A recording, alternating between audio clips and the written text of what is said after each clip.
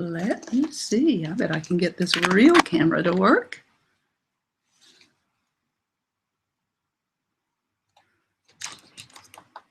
Is that working? No. Well, I guess we're on this camera.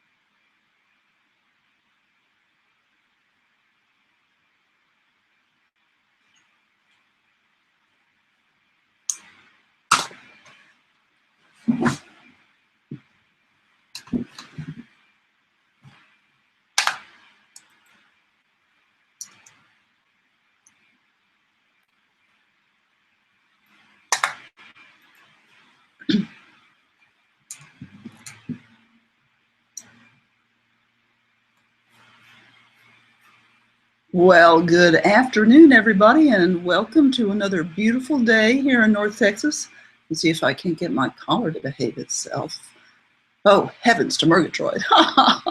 So today, this is Dorothy Kuhn, and today we are talking about building your business value. I'm saying that like a new topic because we talk about that all the time. There are lots of pieces to building your business value. So we'll begin with a little bit about how I came to know about business value. I started off in the 1990s building business value for big major corporations, Texas Instruments, PepsiCo, locally held private firms here. And in each of those engagements, it was all about people and the structures that hold the people together so that it's clear what it is that people really need to be able to perform great, do great work, and deliver for their customers. And to know who those customers are, to be really clear on what the value is that we deliver to those customers and what those customers need and want.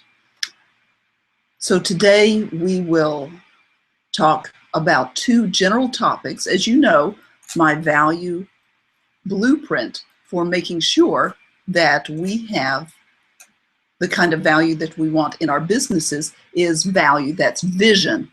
Vision, what's your big idea? Where are you going? There is nothing like knowing everybody in the team knowing where you're going in order to align the team and move forward with where you really want to get to.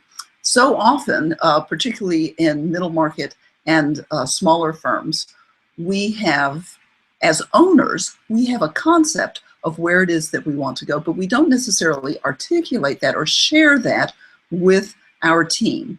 And we don't necessarily collaborate with the other leaders, our top leaders in our teams, in order to build a cohesive vision that really represents where, as a leadership group, we want to go. And it's important to know that all of your leaders are on the same page and to get that language in a way that lands for the majority of your leadership team. Doesn't have to be perfect for everybody, but certainly needs to be good for the majority of them. And something that everybody, once you've decided on it, can get behind and be 100% for. It's good enough for everybody and really great for probably a majority of the people. So that's what you want to target for. So that's V in the value formula for vision. So the A in our value formula is accountability. That's where you're getting politics down and productivity up. That means that you have a great internal team and that you can express what it is that's important to you externally in a way that really attracts your best clients. And that's where we're going to do our deep dive today. L in our value formula stands for leverage. Leverage your issues into solutions. Now, when we have issues, and every business has issues, every family, every person, every community has issues. Excuse me, let me get a drink. Pardon me. It is spring here in Texas, and you know what that means, a little tickle in the throat from time to time. So if I cough later on, please forgive me. And knowing how to identify those issues and solve them, not at the symptom level, but at the root cause, now that is absolutely powerful. And it gives you the ability to get better and stronger and really drive forward to achieve the vision that you've set and that your full team is aligned around. So L for leverage. U in our value formula stands for understand. Understand your predictive data. Now, as I'm sure you experience in your business, we are awash in numbers these days. The question is not, do we have the right numbers? The question is, of that group of numbers that we have, what are the small set? What's the small set that gives us a predictive look into the future so that we can, before something becomes an issue, when it's just a risk, we can address it early and solve it. People who build this skill really blow out their business. They build a big business, they build a great business, build a really well-aligned team because they're always ahead of the game. It's like Wayne Gretzky. I love that guy. He says, I don't skate to where the puck is. I skate to where it's going to be. And you want to be the Wayne Gretzky of business. And I'm glad I don't have to wear ice skates because I am marginal on those things at best. So E in our value formula is express. Express your unique combinations of beliefs, products, services, and attract your best clients, your best customers who will be your raving fans. So that's our value formula. And today we're going to go deep.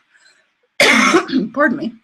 We're going to go deep on accountability, politics down, more great customers, productivity up. So ready for that? Let me take another sip of this water. And we'll go. So accountability is really about, there are two major pieces of accountability, structure and people. And when those two things are working well together, you've really got a great team. This does presume that you've got a great vision that you're going for. But honestly, to begin with, I find it really effective. It's not just that I like it, it's really effective to start with accountability first. And then once you've got an improved level of accountability, then you can move forward, pardon me, to tweak and hone your vision so that you can align your team even further. You can't solve every problem at once. So the first problem to solve is really the accountability problem. It's a huge opportunity. So when you're looking at structure, every business has the same general structure. So you can jot down, get out a piece of paper and a pencil, and you can jot down what this general structure looks like. So your general structure will start with some kind of marketing, because you have to let people know that you're out there and build some kind of interest in what it is that you offer, why you do it, and what value you bring. And once you've got interest, then you have the opportunity to convert that interest into sales. Pardon me. I'm going to take something that makes this cough go away.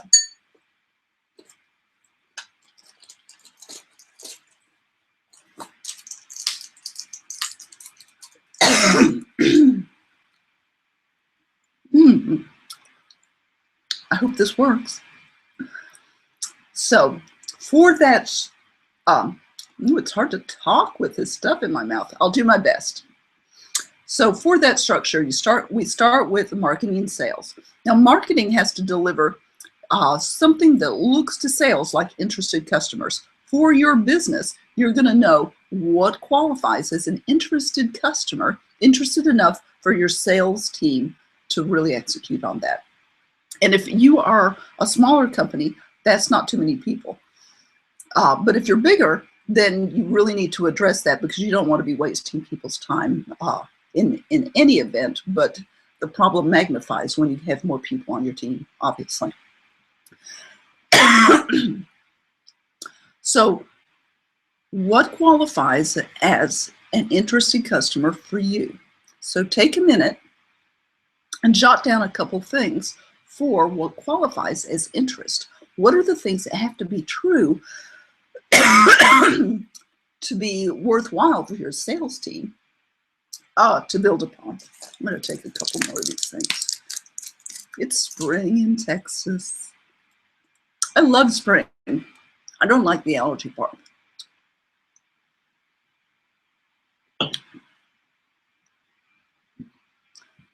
So once you've got that, now in sales needs to deliver to operations something important, a closed deal.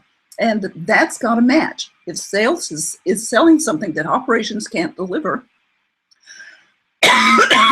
there's a big mismatch there that you've got to solve.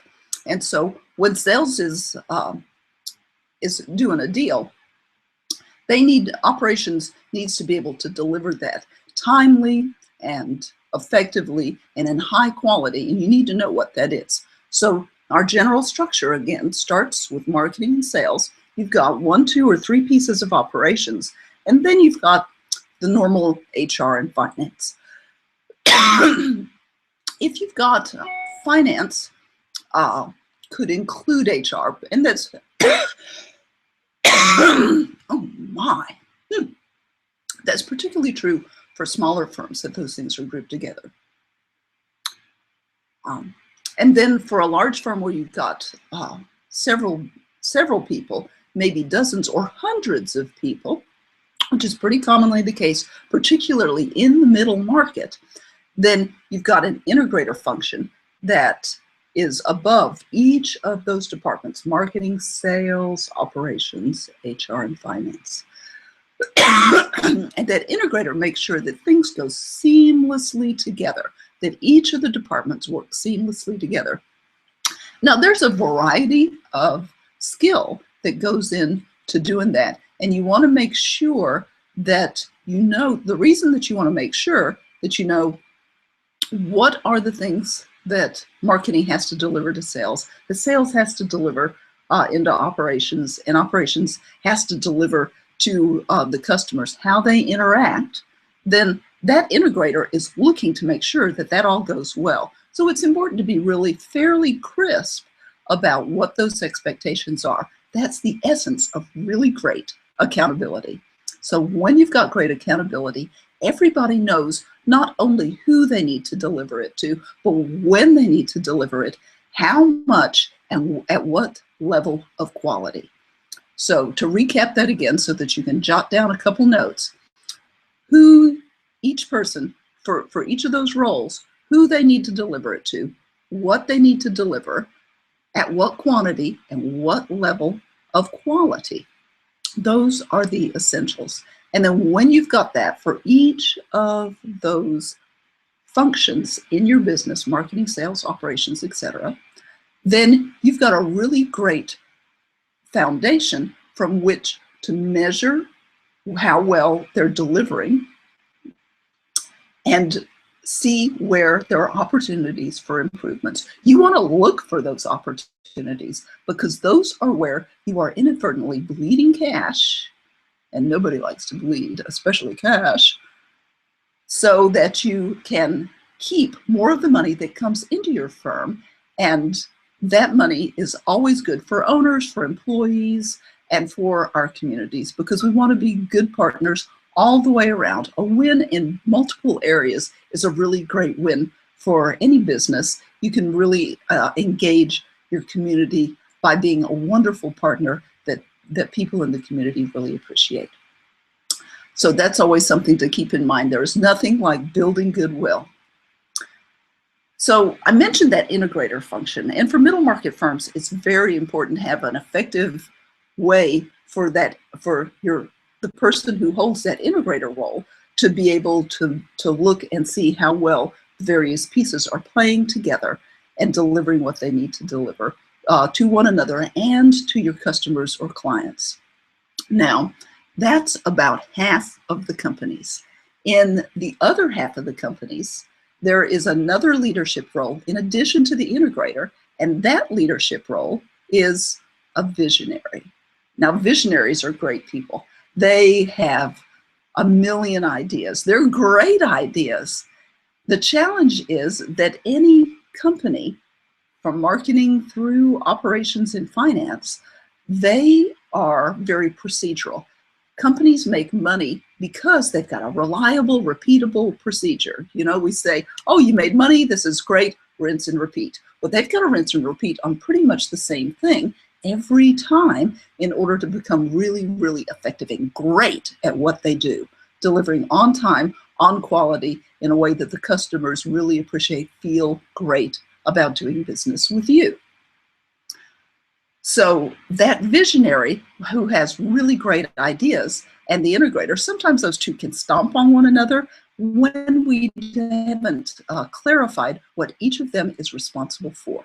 So the integrator is responsible for making sure operations, sales, and marketing all play together and work well together on the day-to-day execution of the business, and to collaborate with that visionary who's coming up with multiple ideas every week because they're so creative they can't not. And it's great, but the organization can't execute on every idea every week. So there needs to be an agreement between these two roles as to how and when and what's the criteria for a well-vetted idea to make it into the organization. You may remember in Apple, a very famous example. In fact, in graduate school, we have lots of, not that I'm in graduate school, and not that any of you are right now, but you maybe or may have been, as I was. But when people are there, they have the opportunity to do lots of case studies. And one of the case studies that you'll find in business graduate school is Apple. When Steve Jobs was there, then Scully came in, and then it was Steve Jobs again. So that transition was really very interesting. When Steve Jobs was there the first time, there were a whole variety of products, but it was small. And they were knit together, and it was clear how it was that they worked. At first there was the Mac, and then there was the iPod, 1,000 songs in your pocket, and then there was the iPhone. Is that the right order? One or the other. And so there was a small number of products. When Scully came in, coming from consumer products, as he did, where it's normal to have a huge variety of products, the focus of the company became diffused. It became diffused, and they had around, if I remember correctly, it's around 700 products, give or take. And that really confused the market, and it confused the value of Apple in the minds of their customers. It was hard to manage the supply chain. It was hard to set customer expectations. And it was hard for customers to know what Apple was really all about.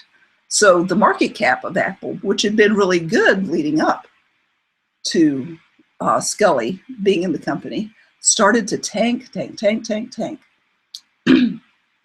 You may recall this. And when Steve Jobs came back in, the market cap, the value of Apple was quite low. And one of the early things that he did was look at all of those products. And as he looked at all those products, he thought, I can't figure out how these things go together and what it is that they mean for value to our customers. And so there were many, many products that went away. The vision of the company really became clarified with Jobs' re-entry to Apple and moved forward. They got rid of hundreds of products that no longer were going to be Apple products, that were competing with other people who were better in that space than Apple was. And Apple focused on what it was really, really good at. And it has continued to run as a very focused, collaborative, and an entrepreneurial company. And gosh, I can only imagine how difficult it would be, as large as Apple is, to continue to be entrepreneurial and collaborative. But it is their secret sauce. You can hear it from videos from when Steve Jobs was still alive. It's absolutely critical to how it is that they drive value and do what's really important to Apple's customers. So make sure and focus and build value by having a limited set of products that you can deliver to your customers and they can understand. And it's easy to explain.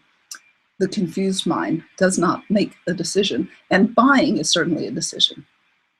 So where are we? We are off with structure. So we were talking about structure and talking about that visionary and talking about the integrator. So it's really important for the visionary, the integrator, to have a very clear delineation of what those two roles do, and when it is that the visionary has ideas, which is all the time, how the visionary plays those ideas, the best of those ideas, into the operation of the company. Not every idea can make it in, and you want to make sure that you get the best ideas, not just every idea. Every idea will kill the company, so don't go there. So that's a bit about the structure of any company. Think about how that applies to you so that you have got a very cleanly running company. And think about, for each of those roles, for marketing, for sales, for operations, whether that's 2 or 3 pieces or what, for HR and finance, what are the handful of things that they need to deliver one to the next so that you know exactly how well you can measure what it is that you do, and people know what they're accountable for. So accountability is really, really key from a structure perspective. Now, our other major perspective is people. And no matter how good the structure, if we're not understanding and hearing people for who they are and what it is that they really bring to the table, what's their value within the context of the firm, then we're missing a huge opportunity, and we want to capitalize on the opportunity that really great talent brings to our companies. You want really great talent, and you want to make sure to take full advantage of that, because people love it when they feel like they have been cared for well and moving forward and delivering value to their company. They know that they've got a future with the company when that works well. So as we mentioned earlier, vision is really critical to making sure that that is true. And we don't necessarily at the beginning update our vision right away. We're really at the beginning focusing on accountability. So any vision is good to start with. We'll always circle back around and update the vision after we've got good accountability.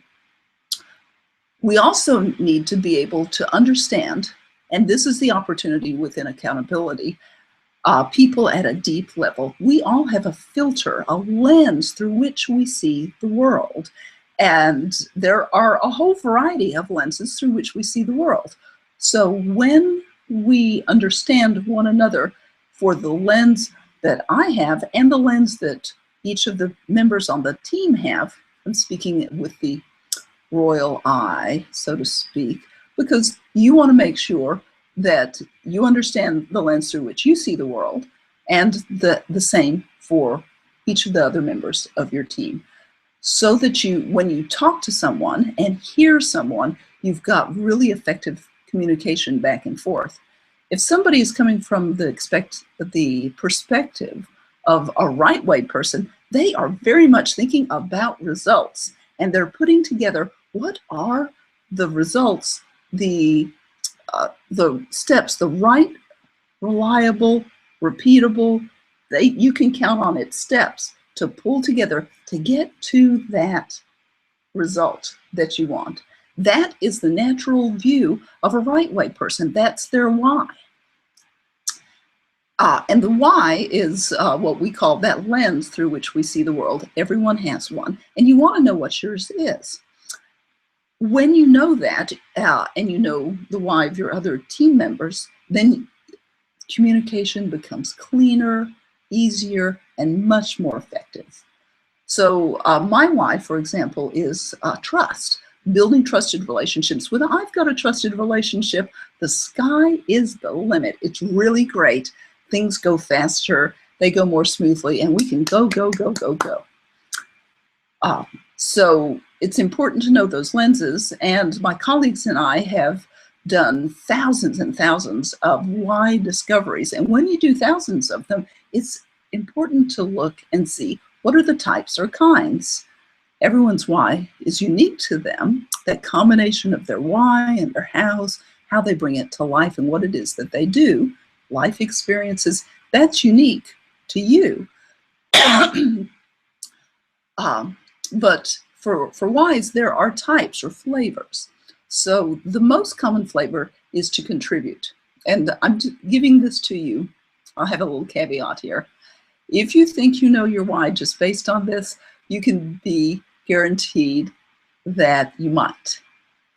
But it's not likely, because our why is so deeply held that it's rare for us to know it in conscious awareness. And when we engage, for those of you who are interested, then we get an opportunity, you get the opportunity to discover that deeply held part. So the part of our brain that does language is the part that thinks it knows everything, but that's just because the part of the brain that knows deeply held beliefs doesn't do any language. On the other hand, it does make every decision that you make. Every decision is made by this part of the brain that doesn't do language. And it's stories that connect the part of the brain that does language to that deeper part of the brain that doesn't do language but makes all the decisions. So this outside of the brain scientists call the neocortex, and that deeper part of the brain is called the limbic or feeling brain. It actually has a couple of pieces, but that isn't important for our purposes. I'm not a brain scientist, and I don't play one on TV. So when you know your why, and you know the why of your teammates, then you have the opportunity to know the perspective from which they're coming and where they're typically going to. So briefly, the 9 whys that we found so far, and we think that those are all the whys that we're likely to find. However, there are 7 billion people on the planet, so we could find some more. The one we see most often is to contribute, make a difference, and impact in people's lives. That one presents most frequently. And right after that is to create relationships based on trust. Again, those people who create relationships based on trust, when they've got that relationship of trust, the sky is the limit. And when they don't, it's hard to know where the ground is. It's hard to move forward. And that's true for each why from their own perspective. So the next most frequently seen why is to make sense of the complex or complicated. So this is a person who will look at a complex situation, they'll take it all in, and they will ponder it in some way. They might go for a long walk, they might go for a workout, they might jot it down in the end of the evening and sleep on it overnight. Pardon me. So that after a while, somewhere in the background, they will figure out what's the essence, where do we need to go? These are folks who quite often have had challenging situations as they were growing up that were not at all clear how to figure it out. And they got good at figuring it out. And so that's their gift. In fact, your why is very much your gift to the world. And knowing it makes you much more clear on how you share your gift. So other whys that follow in frequency after make sense are to find a better way and share it. Now, these are folks who will say, if you offer an idea, they'll say, oh, that's cool. Well, have you thought about this? Have you thought about that? They'll start giving you a whole variety of options and questions to think about. Then there are right way people. I mentioned that at the beginning of this segment. Right way people are always looking at results. They want to get to that result, and they will put together a creative arrangement of ways for the situation to get to that result. They don't think that there's just one right way. Right way for them means to get that best fit of how you put all that stuff together so you get to the result that you need for the situation. Then there are people for whom mastery is just delightful. I have a friend who's a musician, and he is a perfect example of a mastery guy. You know how musicians are. They go into the practice room, they're practicing, hours and hours will go by, and they are just deliciously enjoying the journey of getting better and better and better at what they do. They go deep. They want to know something to the nth degree. That's a mastery person. It's purely pleasure for them to learn things very, very well and deeply. Then there are people,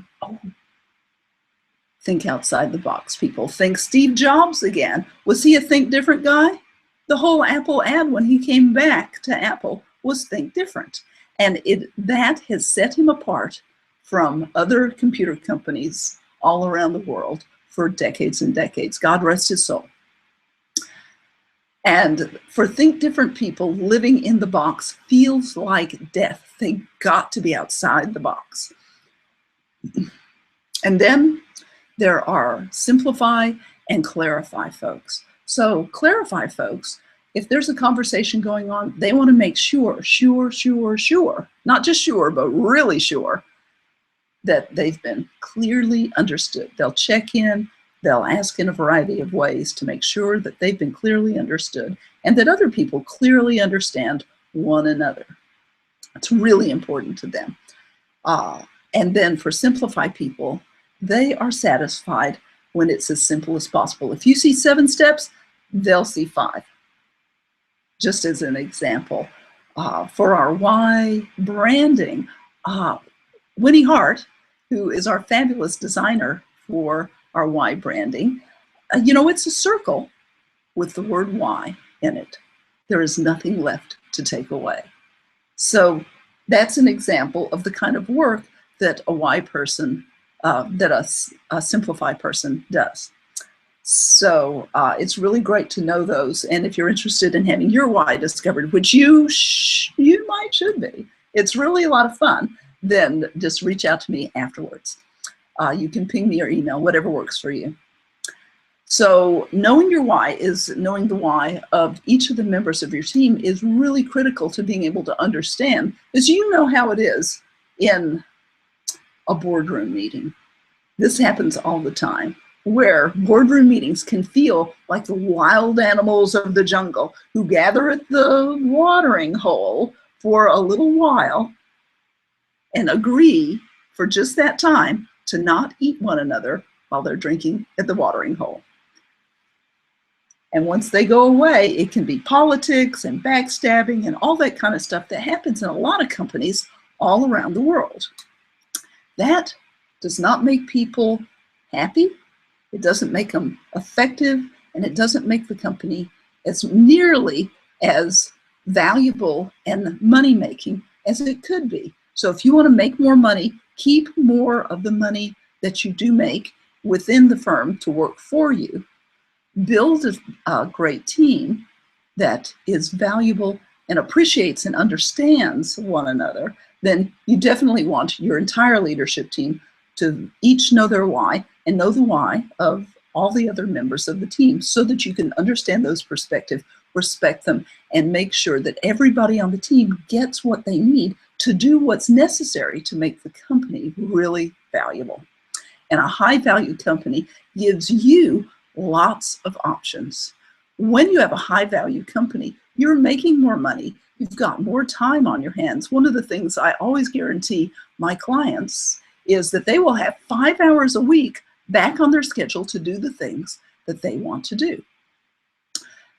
Having that means that they've got time to do things like take care of themselves. I always guarantee that they can just pick your 3 health measures that you want to improve. Most people who are running firms don't take the time to do the simple things that keep them healthy and happy going forward. They don't have enough family time. They don't have enough time to go to the gym or walk the dog or whatever that they like to do, for whatever you like to do for keeping yourself healthy.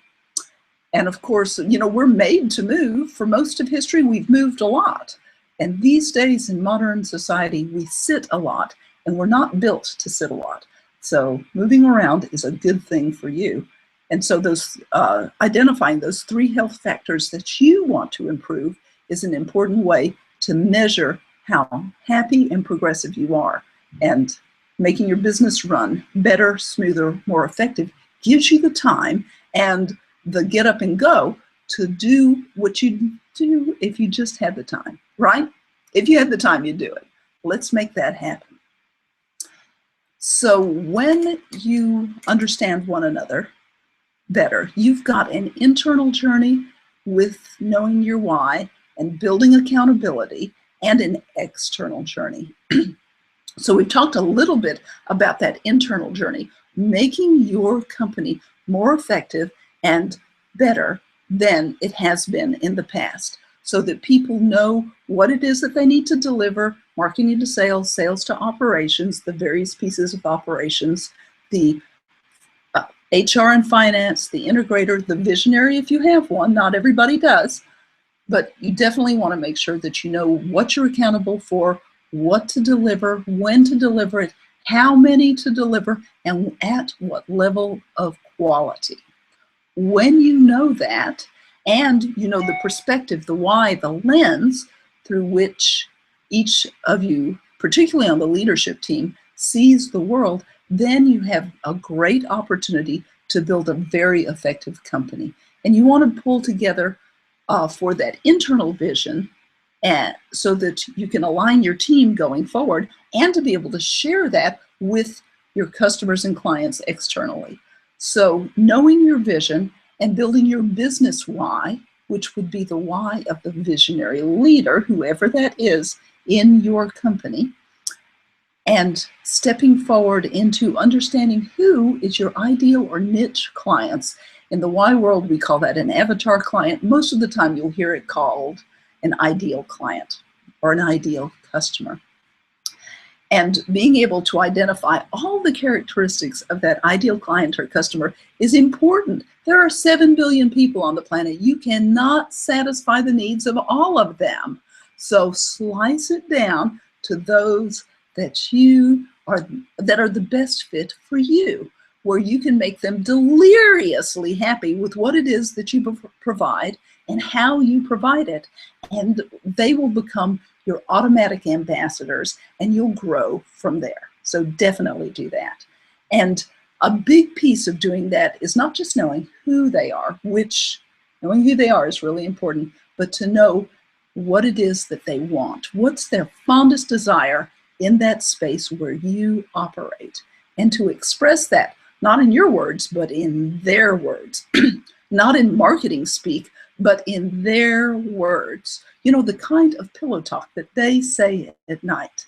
So they don't say, I need to restructure my blah, da, da, da, da, da, within the company. No, they're talking to their spouse at night and they say, I need to do something about, you know, Joe or Mary, or because they're driving me crazy. I need to get the politics out. I don't know why they can't get along. I need them to get along better. I need them to get one another. I need them to show that they can rise above. So whatever the language is that they say, that's important. And so that's internal to your team. Externally, you want to know what it is that your external customers have to say about what you need. So for example, if you provide, I once had a client that was the post office for radio and television ads. You probably are well aware that creative firms will create radio and television ads for a whole variety of companies. What those creative firms don't do is schedule them and get them distributed to all of the radio and television stations around the company, or pardon me, around the world, or at least the world of your market. And so this company, it was DG Fast Channel, they've since sold to another firm, but they were the company that did that. They scheduled it, they did a quality check, made sure it had the leader and trailer as needed by those companies, and scheduled it with the right to show up on television or on radio at the right time in the right station. Now, that's a really interesting middle market business. And when they know what it is that their customers want, so they've got kind of two kinds of customers at a minimum. They've got those radio and television stations who have to be absolutely happy. They have to know the language of those radio and television stations and what it is that they need to make sure that they want to keep their contract with DG Fast Channel delivering those radio and television spots to them. Because DG Fast Channel wasn't the only player in this market. Also the creative firms need to know what it is, or DG Fast Channel rather, needs to know what it is that the creative firms see as problems or desires that they want so that they can satisfy that. And then there's kind of the layer behind that that sometimes comes into play, which is the customers of those creative firms. Sometimes those things come into play as well, but you'll know that for your business. So when you know what people really want, then you've got a great opportunity to move forward and deliver really great work that is in their language, that's described in their language, and you're delivering it to your niche market, and you're also delivering it with that sense of what your why is. And so I've talked about the why a lot, but we haven't had an example of how it is that you express your why to the outside world.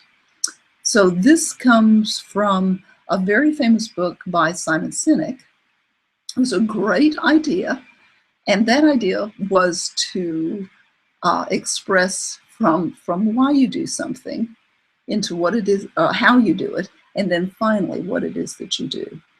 So when over 5 years ago, our journey starting with Dr. Gary Sanchez, the original founder of Know Your Why.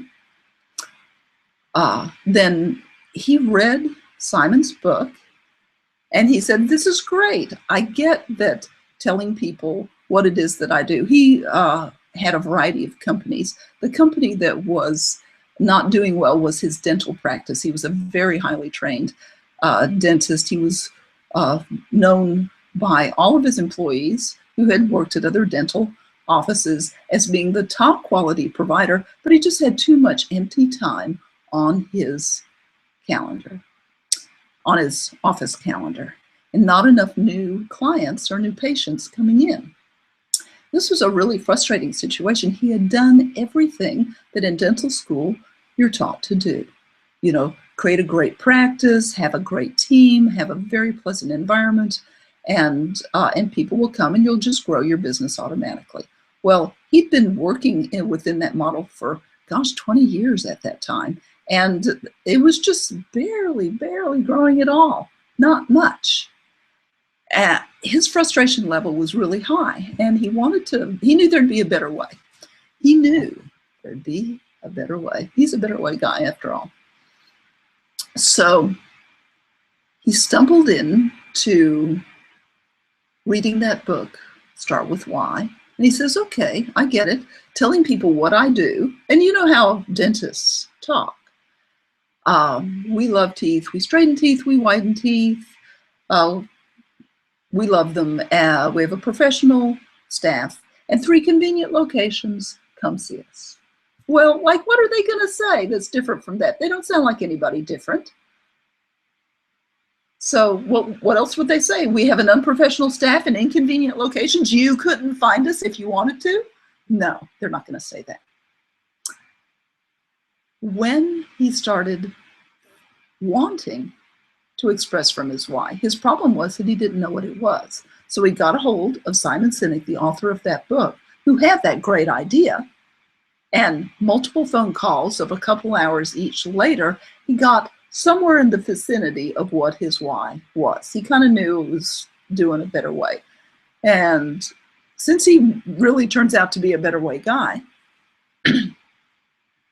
he said, you know, this is great. I know my why. I know what to do with it. But that took way too long. There's got to be a shorter way and a better way to be able to do it. So he worked on that. And now we can discover whys in 15, 20 minutes in that range very, very consistently. So that work has expanded because it's important for people to have practical, simple tools to use to accomplish what they want to accomplish. When you're expressing from your why, you want to be able to get that work done in a timely fashion and not have to spend hours and hours on the phone. Pardon me, making sure that I don't cough too much.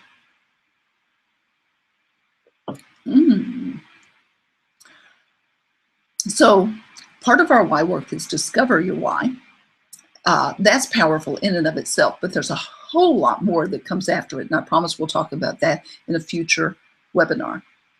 As we are moving forward, when you build a team where you know everyone's why, it really gives you the ability to understand them and appreciate them more deeply.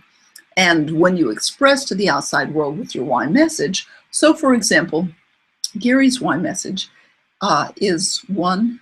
In fact, I'll bring that up right now. This is a really helpful thing. Where is that window?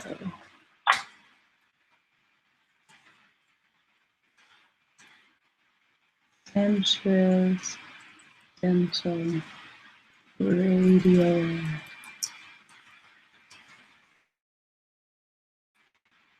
We're going to YouTube, Sanchez Dental. So you'll get to hear this. That life. Oops, let me start again. At Sanchez Dental Associates, we believe that life is better with great teeth. We also know that there are so many people that are living below their potential. They are living a life of quiet desperation because of their teeth. They're embarrassed or they're in pain. They don't like to smile. They don't like to be social. They really aren't living. This usually happens because of fear, and it doesn't have to be that way. So our vision is to give these people their lives back. The way we do this is by providing a safe, pain-free experience that alleviates their stress and allows them to get the smile they've always wanted so they can be who they were meant to be. And that's what we do. I'm Dr. Gary Sanchez. If this sounds like your story, then give us a call at 268-2741 or visit us on the web at sanchezdental.com. So that's pretty different from come see us, we've got a great team and a convenient location, right? It's powerful. His business, he started running that ad. Oh, now let's go on to rule number 5. We don't need the next YouTube. You know, I used to I liked YouTube better before when they would offer you the next video, but they wouldn't start playing it automatically. But when he started running that ad, the next year, 2010, he had his best year ever. He went from 5 new patients a month to 7 new patients a month, which is a big difference. These are high dollar new patients for a lot of work in a day. Every year after that has been his best year ever. And currently, he is at 35 new patients a month. Now, that's a big difference from 5 new patients a month. And every year has been his best year ever. Those are the kind of results that you can get when you align your team fully inside your firm so that everyone knows their why. You've got a great accountability structure. Everybody knows what they're accountable to do and when they're accountable to do it. And you've got a great vision for where you want to be in the future. That's a really great business. And you will automatically attract your very best clients when you speak their language and express from your why it is that you do what you do. And we do that through I believe statements.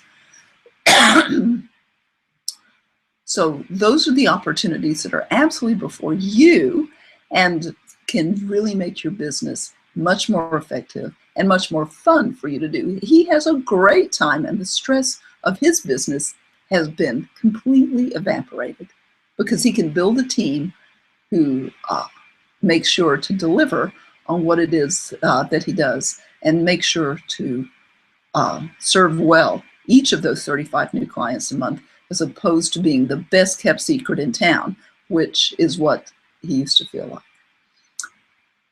So let's see. We've given an example. I'm going over my list of points to make sure that we've covered everything that I promised we'd deliver today. Accountability, politics down, productivity up, more great customers. Yes, we've done that.